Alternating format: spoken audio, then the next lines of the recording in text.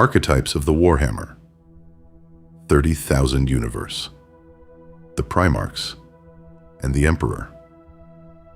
Author's note: any analysis of Warhammer's archetypes is subjective.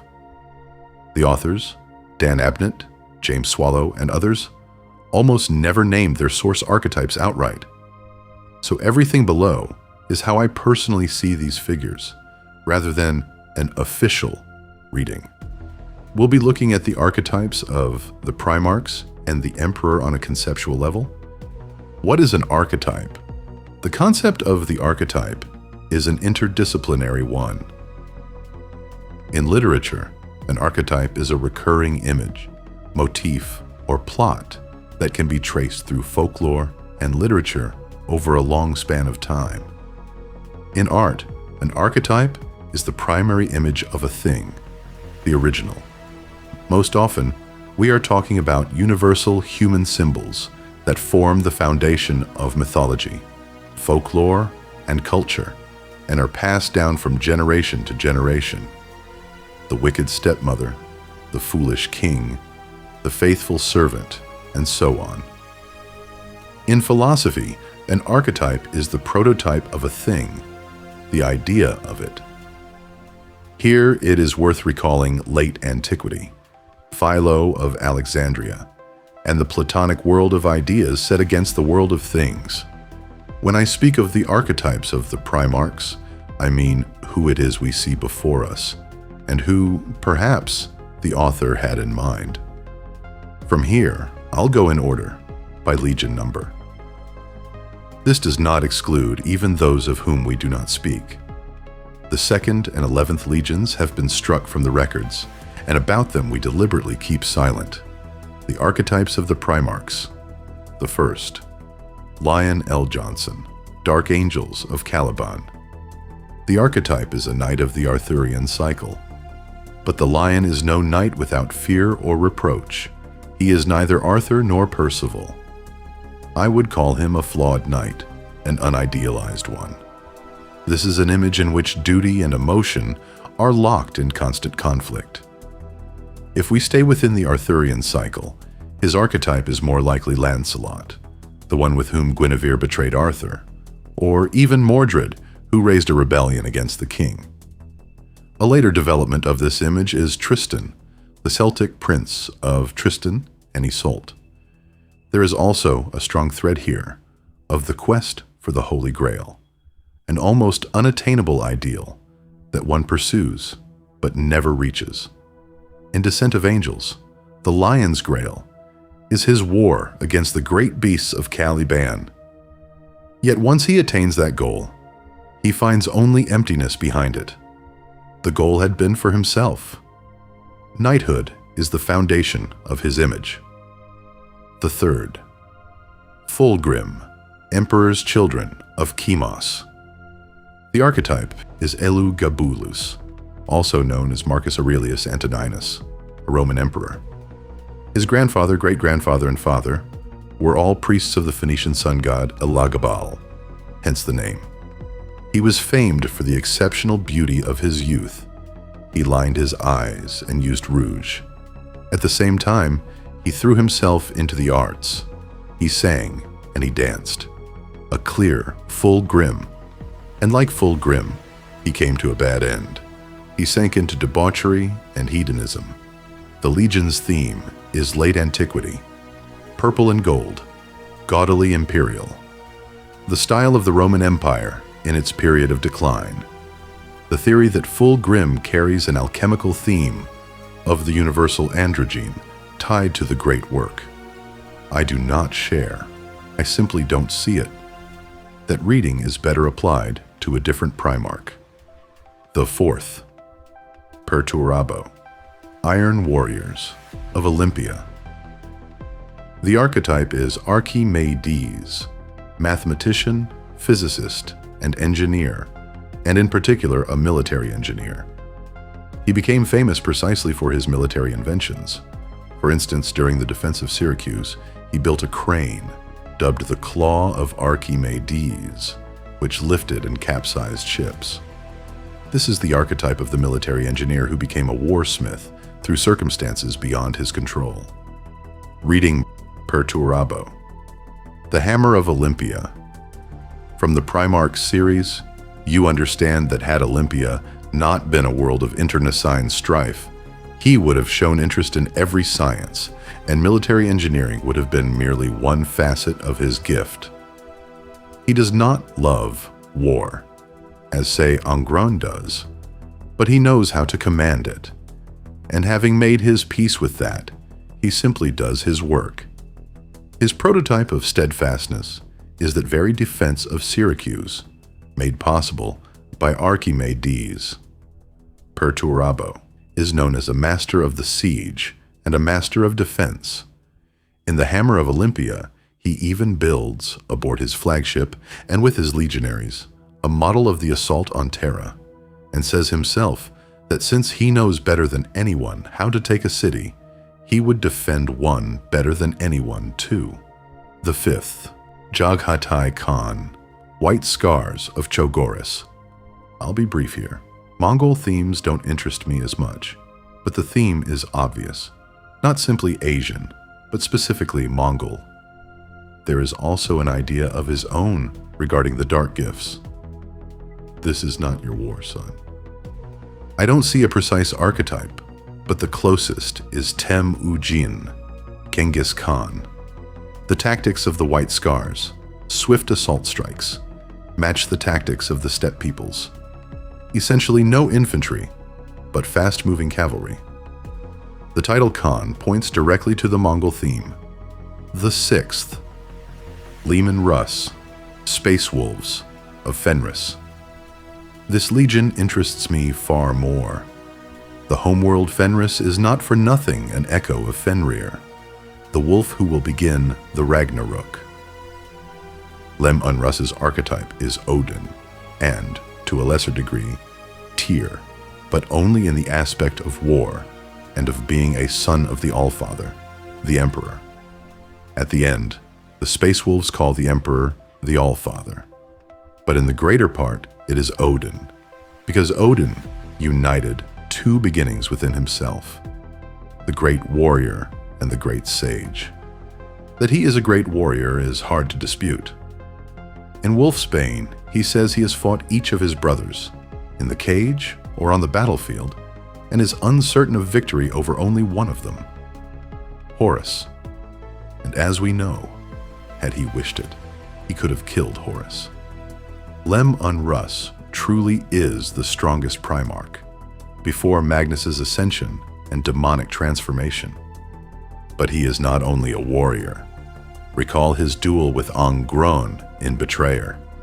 He loses deliberately to show his brother that uncontrolled slaughter without tactics or strategy is not war and will sooner or later bring only ruin. Recall his dialogue with Magnus in the duology on the burning of Prospero. He pleads, "Please, brother, stop. I do not want to do this." And his confrontation with the lion and the great wolf. Had he wanted to kill the lion, he would simply have struck him from behind. He is, after all, a sage, and not merely a warrior. Hence Odin, even though there is nothing wrong with his eyes. The Legion's theme is early medieval Scandinavia and Rus. Why Rus is in Prospero Burns, it is mentioned that the Space Wolves trace their lineage from Veliki Novgorod. And besides, the medieval cultures of Scandinavia and Rus are extremely close, at points almost identical. The seventh, Aro Guldorn, Imperial Fists of Inuit. His archetype was an interesting one to trace. At first I thought of a samurai, or of a great warrior strategist, but Dorn is the archetype of the faithful son, the thinking son, the Praetorian of the Emperor, the archetype of one who serves without reproach. Historically and culturally, the closest fit here is the samurai bodyguard, and the world of Inuit is icy, which at first seemed to support the Japanese version, with its snowbound mountain provinces. The problem was that the Legion has nothing to do with Japanese samurai themes. Later, I noticed a different analogy, and now it seems entirely obvious. The colors of the imperial fists, black, white, and yellow, are the colors of the flag of the Russian Empire. On official artwork, the shields of the imperial fists bear an eagle almost 100% identical to the imperial eagle of the Russian Empire. And there too, you find the iconography of Saints Boris and Gleb. The key motifs are loyalty and mastery of defense. And here I saw in Dorn the archetype of Colonel Fyodor Shtokovich, the legendary Russian officer who defended the fortress of Bayazet. There were a little over 2,000 defenders and more than 20,000 besieging Turks, a tenfold superiority, yet the soldiers of the Russian Empire held. And so the theme of Rogul Dorn is in truth Imperial Russia. The 8th. Konrad Kurz, the Night Haunter, Night Lords of Nostramo. One of the most contested characters, one to whom I would devote a lecture of its own. The wider public imagines him as a madman, forever brooding, yet he was one of the wisest and strongest of the Primarchs. His archetype, it seems to me, is obvious. Solomon Kane, the fantasy character created by Robert E. Howard, a close friend of Howard Phillips Lovecraft. The central theme of Kurtz is that of the judge, one who takes upon himself the responsibility of judging others because there is no one else to do it. Nostramo taught Kurtz that evil can be punished only by a greater evil, and that only through cruelty and fear can people be restrained. Solomon Kane, in appearance, is Kurtz 100%. Tall, gaunt, grim, withdrawn, pale-skinned, forever clad in dark garb. And Kane, too, was originally a privateer, a pirate in service, just as Kurtz commanded a cruel legion that nonetheless served the Emperor officially throughout nearly the whole of the Great Crusade. The difference lies in the psychic instability that Kane does not have. That instability is Kurtz's own reflection. In a certain sense, Kurtz and Sanguinius are twins. Both possess the gift of foresight, but only one of them could control it, because Sanguinius had fertile ground for it, whereas Kurtz, on Nostramo, simply had to survive and then to take vengeance. And this is precisely what drove Kurtz mad. He saw everything in advance, right up to his own death. His duel with Sanguinius is telling. When you fight one who foresees his opponent's every blow, you yourself, without realizing it, come to share that prophetic gift. Kurtz glimpsed the future, learned all that was to come, and it drove him out of his mind. In truth, he is a tragic character. The 9th, Sanguinius, Blood Angels of Baal. The archetype is about as simple as it gets. The Archangel Michael. Perfection incarnate, yet not vulgar, unlike Fulgrim. The wings, the outward beauty, the martial qualities. He struck down his foes with spear and flaming blade, like the Archangel Michael, who was depicted bearing a sword of fire. Why the Blood Angels?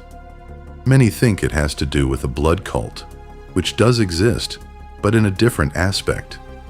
The truth is simpler. The tribe on Baal, among whom Sanguinius came of age, was called Blood, hence the Blood Angels, and it was from that tribe that he raised his legion. In a sense, he does battle with betrayal itself. He falls in his stand against Horus. But in essence, this is the Archangel Michael, and here everything is fairly self-evident. The 10th, Ferus Manus, Iron Hands of Medusa.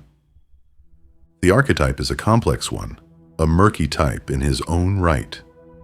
I haven't yet read the Primarchs series novel about him, but I don't think that changes much. His closest archetype is Set from Egyptian mythology. On Medusa, Ferus was called a god of war, and Set too is a god of war. Originally, Set was among the supreme gods, the defender of Ra, the only one who could physically descend into the underworld and defend Ra from Apophis, the serpent of chaos. And Ferus Manus, on Medusa, was known as the slayer of a great serpent, Az-Ir-Noth, the serpent of the land of shadows. The analogy is close. Both slay a serpent, and both serve someone higher. And the name Fer-Us means iron, the iron hands. To a degree, I would also name Hephaestus as a prototype.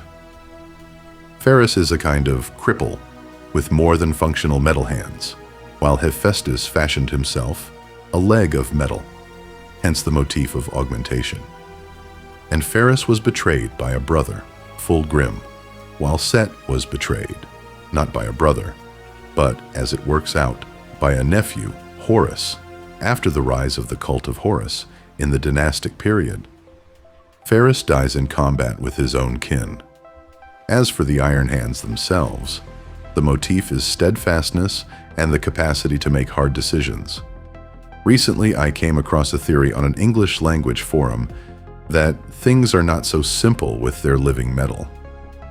Within the Legion, there is also the same motif found in the Mechanicum. The question of the measure and the wisdom of self-improvement through technology.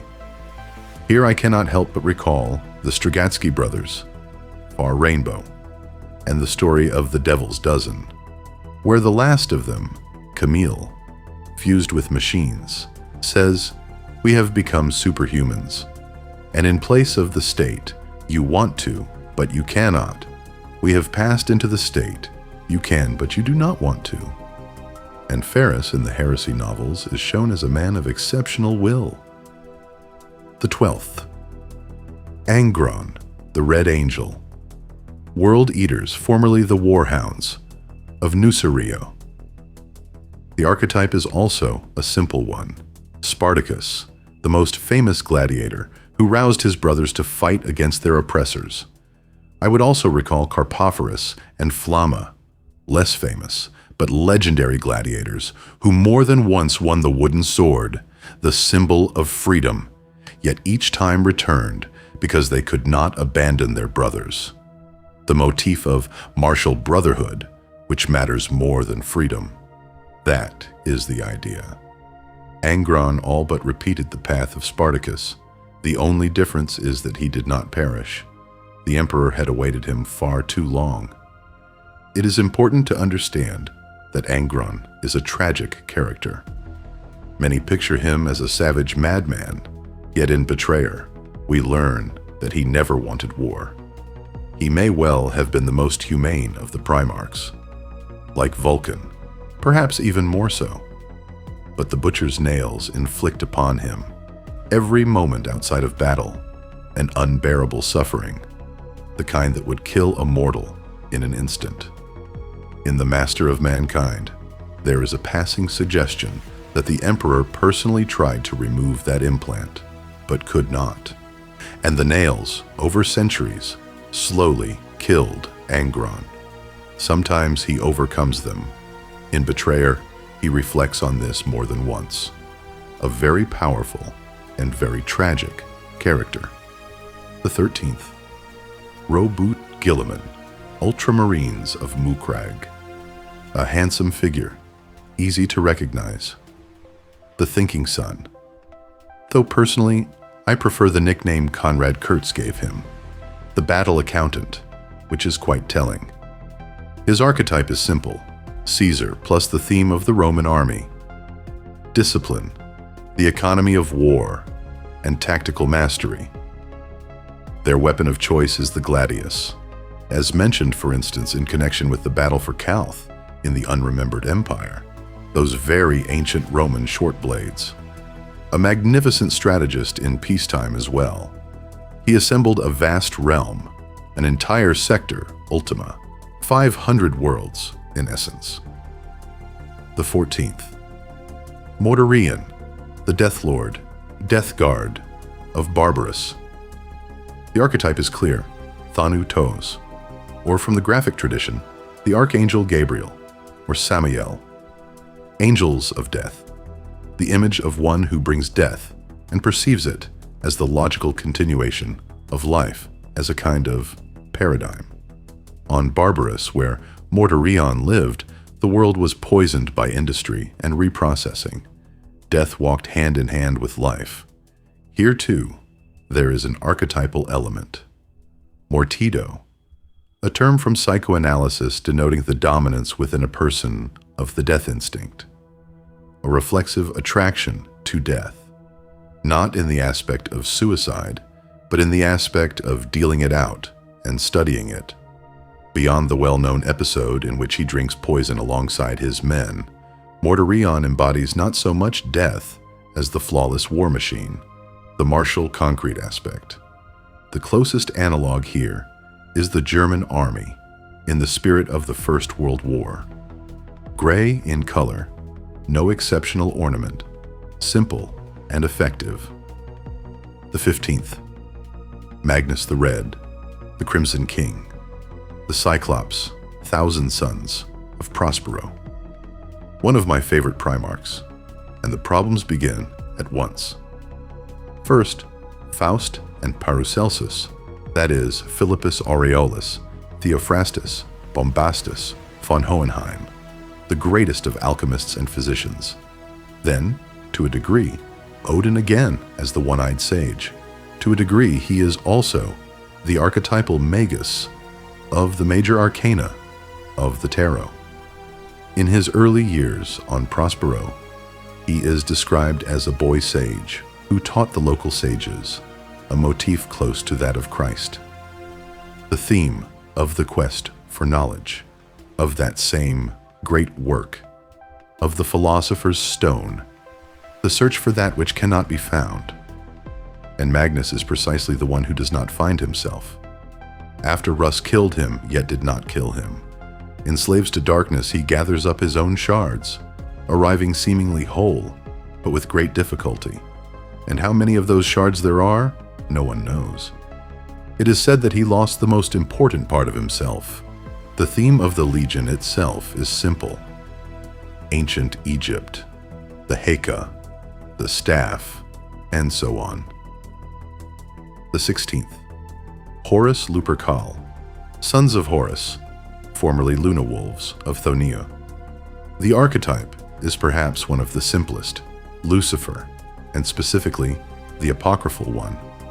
In the canon, there are no such fallen angels. Rabbinic teaching denies the very possibility. This is the patristic image of the fallen angel, the beloved son who rose against the father. As with Horus, he was first among equals, the beloved son. According to the Book of Enoch, Lucifer was the right hand. An alternative version is the Greek hero Jason, just as the emperor sends Horus off on a distant journey so that he himself may calmly attend to his own affairs at home. But for the most part, it is of course Lucifer, especially in Slaves to Darkness, where the motif of rebellion for rebellion's sake appears. In his conversation with Malcador, Horus in essence admits that he was wrong, that he is weary and wants nothing more, but Lorgar patched him up, and he returns to wage rebellion simply for the sake of rebellion. Why, Horus, after the Egyptian god, all the same. A direct connection with the Egyptian Horus I do not see. Horus did not rise against his father Osiris. Only in the aspect, perhaps, that after Osiris's death, Horus defeats Set, takes his father's throne, and rules over Egypt. The 17th, Lorgar Aurelian, called Urizen, word-bearers of Colchis. The archetype, again, seems simple. En-Merkar, the legendary Sumerian king-priest, who built Uruk, a city-state that was at the same time a temple city, much like a point of origin in the 31st millennium.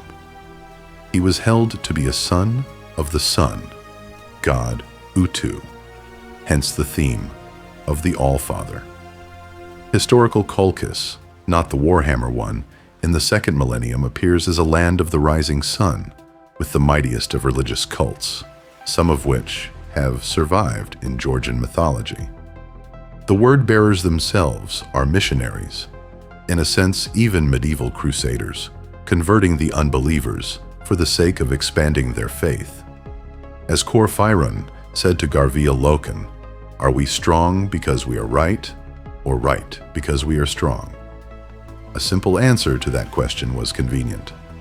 And Urizen is a reference to William Blake, in whose mythology Urizen is the creator of the universe. The 18th. Vulcan, the Lord of Drakes, salamanders of Nocturne. In Latin, Nocturne means of the night. I'll say more about him separately below, for there is much to say. The archetype is obvious: Vulcan, the ancient Roman god of the forge, or Wayland the smith, Vu Lund in the Scandinavian tradition, or Sva Rog in the Slavic. A smith god, one who creates and protects, but in no way a thunderer, and most certainly not a serpent slayer. Twice I've been sent videos comparing Vulcan to the serpent slayer archetype, and that is fundamentally wrong. Vulcan's title is Lord of Drakes. He masters the dragon in the sense of commanding it, not of slaying it. The dragon here is the Chthonic Universum. It is Leviathan, the Ouroboros of alchemy and hermeticism, the Jormungandr of Scandinavian mythology. The serpent is a motif of rebirth and infinity. The shedding of the skin equals immortality. As an aspect, possibly Surtur from Scandinavian mythology, and because Vulcan is black. And black not because he is of the Negroid race. The books do have such characters, for example Magnus's Black Chronicler and Ahriman's pupil. Vulcan is not one of them. The text states directly that he is black for a different, unexplained reason, the most humane of the Primarchs. The 19th. Corvus Corax, Raven Guard of Lycaeus, also called Deliverance. Here, too, it's simple. His archetype is a hero of the indigenous peoples of North America, the Iroquois, perhaps, in the context of their resistance against invaders of their lands. Here I see Joseph Brant, Red Cloud, Tecumseh, probably the most famous of the leaders. The tactics are plainly those of guerrilla warfare. Sabotage, the suppression of large forces by small ones, through cunning. Corax fought precisely against exploiters who drove people into the mines to extract resources, exactly as Red Cloud, with the Iroquois, fought the technocrats who were sinking mines in Montana and Wyoming and laying railways. Add the eagle feathers, the aquiline nose, and the archetype is quite obvious. The 20th Alphareus and Omegon, Alpha Legion, homeworld unknown. For them, I don't know a precise archetype, brother spies. The Legion's theme is obvious: espionage, covert operations, agent networks. This is beautifully depicted in Legion, in my view one of the finest books, and in Slaves to Darkness, in how the Alpha Legion arrives at the general muster. Camouflage, reconnaissance, that whole theme. The names themselves, Alphareus and Omegon, are perhaps an allusion to infinity. Alpha, that which begins, and Omega, that which ends. Among real-world spy prototypes, one could name Richard Zorgu and Sidney Riley, the prototype for James Bond, the symbolism of the Legion's colors and numbers. I did not, frankly, find any clear links by color. The colors often overlap between different legions and do not always match the theme. Some things can be stretched through color symbolism, if you wish. For example, the Dark Angels have a green ground with a white device. Green is a symbol of youth and impulsiveness, and the lion is exactly that. White, a symbol of nobility, and the lion is noble. The Iron Warrior's principal color is steel, steadfastness, The salamander's green, the protection of life, Dorn's symbolism, and the imperial motif are likewise self-evident. But at the same time, the Alpha Legion's colors are silver, blue, and gold. Gold means nobility and royalty, not the Alpha Legion. Blue means constancy and spirituality, not them. And silver, the light of the moon, and emotionality, again, certainly not them. The Thousand Sons pre-heresy red is a symbol of rage and blood, again, not them. So I suspect, no, there wasn't cunning subtext to the colors. By Legion number 2, there is probably no precise correlation. Some line up, others have to be forced. The Dark Angels are the first Legion, and one is a symbol of power and might, though how applicable that is to any Legion at all is a question. The Space Wolves are the sixth. 6 symbolizes harmony, the family hearth, and the pack. But that is not the Wolves. The Ultramarines, however, do fit. The 13th Legion, 1 + 3 is 4, and 4 is sequence, labor, patience, discipline, which matches. The Emperor. The Emperor's archetype is, perhaps, one of the most obvious and vivid, though also contested. It is the ruler as dragon-slaying hero.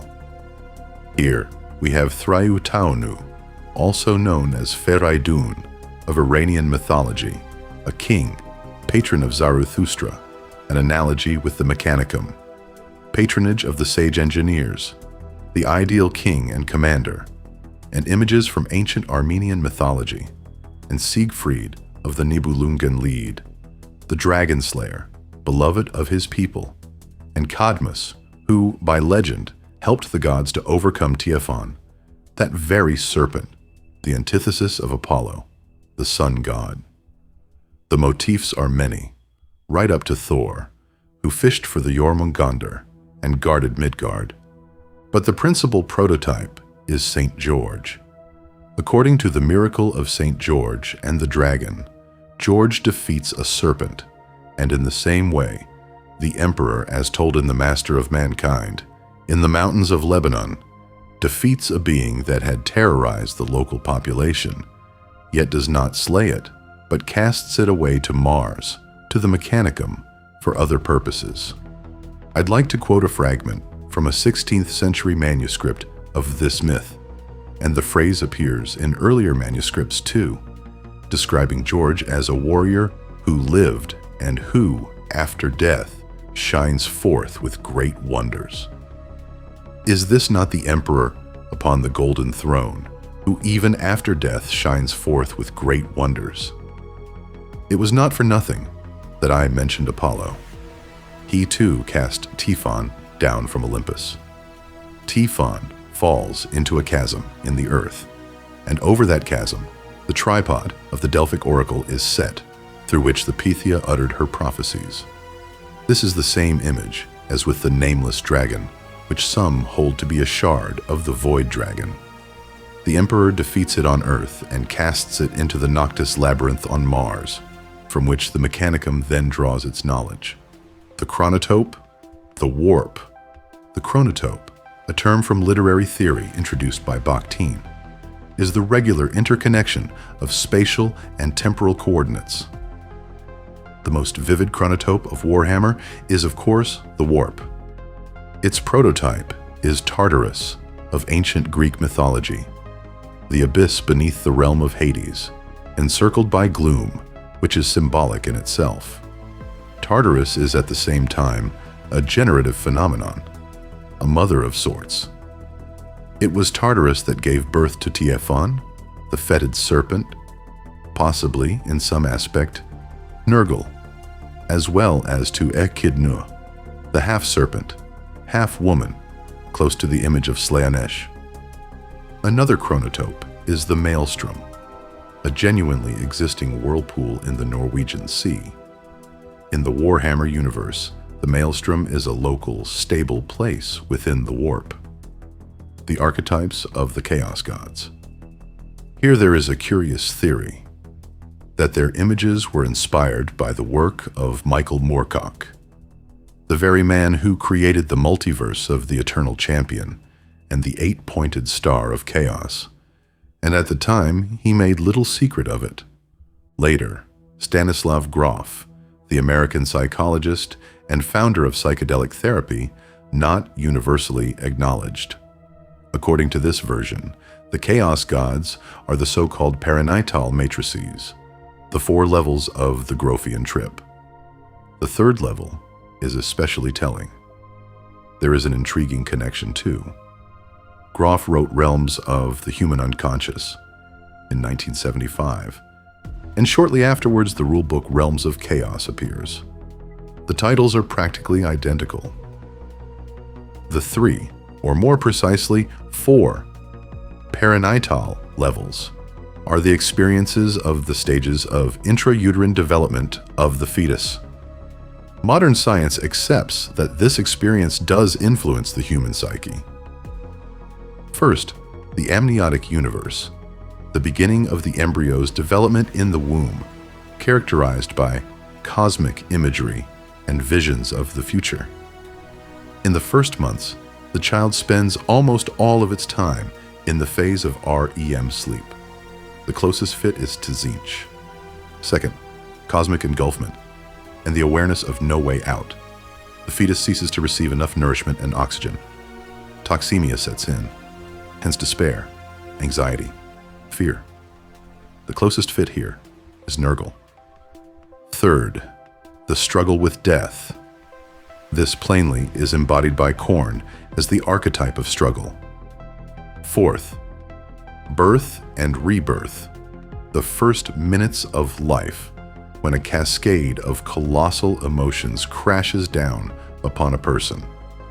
I find this version interesting, but personally, I think it is all simpler. The Chaos Gods embody the most destructive aspects of human nature, taken to their limit and personified. Here, Blavatsky's term hypostasis is apt. Slaanesh is hedonism and egoism, unbound by morality. Nurgle is self-destruction. Khorne is the extreme degree of fanaticism. And Tzeentch is knowledge for the sake of knowledge, madness, a break from reality.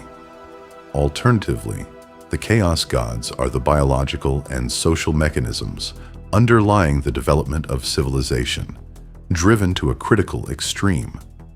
The competition of species, natural selection, in its most negative manifestation, becomes war, and that is Khorne. The striving for happiness, which drives a person forward, becomes egoism and hedonism, and that is Slaanesh. The striving for knowledge, evolutionarily necessary for survival, becomes knowledge for its own sake and madness, and that is Tzeentch. And the striving for self-improvement, in its extreme degree, becomes self-destruction. The example is familiar to anyone connected with professional sport. To reach the limit, one goes beyond one's physical capacities, and by taking various substances, in essence destroys one's own body. Of course, everything I've laid out here is only my own reading. The authors rarely spelled these archetypes out, so treat all of this not as settled canon, but as one lens among many, a way to see these characters a little more deeply. If it made you look at even one Primarch differently, then it did its work. Thank you for listening to the very end.